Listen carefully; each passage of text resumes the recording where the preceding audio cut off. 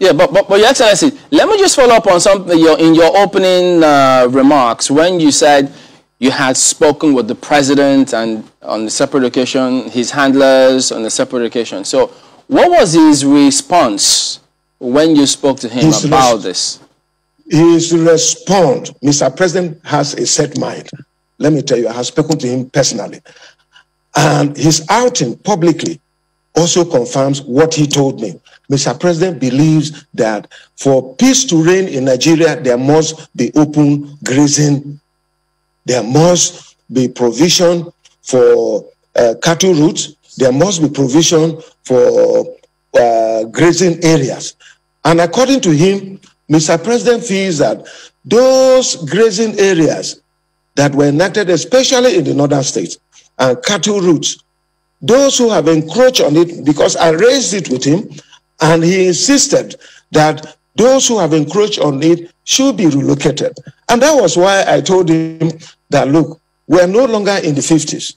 We're no longer in the 60s because the population have overgrown the land what we have. Land is not increasing, but today we have over 200 million people compared to the less than 40 million we had in the 1950s.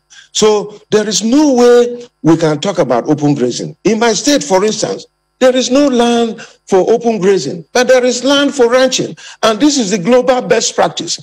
If we accept this, this problem will be over. And that is why most of my colleagues, in fact, the entire of my colleagues, irrespective of their party affiliation from the South, accepted that, look, the way to go, it is ranching. Most of the states in the North have also accepted that, look, the way to go, it is ranching. And I have recommended to Mr. President and his handlers that, look, just like we subsidize agriculture and provide subsidy for fertilizer and all that, we can do the same thing for herdsmen, because ranching, it can be a little bit expensive compared to open grazing. So we can actually help these our herders by ensuring that we have subsidy for, in terms of water we provide, because their cattle takes a lot of water, in terms of fees that we provide. And we can devise several other ways. And I can assure you, I'm a farmer, and I know the challenges that we're talking about. I have a ranch, and I know the problems accompanying this. But at the same time, I know the potentials that we have. This is another way that we can provide millions of opportunities, millions of jobs, and also empower our people who, for now, when they cultivate rice and harvest the straw or soya beans, when they harvest the straw and all that, is wasted and it is burnt.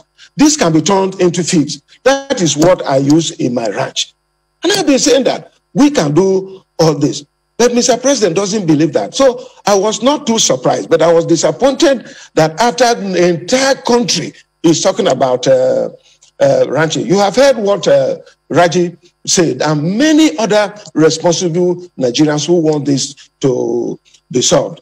But because I think Mr. President is pushing me to think that what they say about him, that he has a hidden agenda in this country, it is true, because it is very clear that he wants to Fulanize.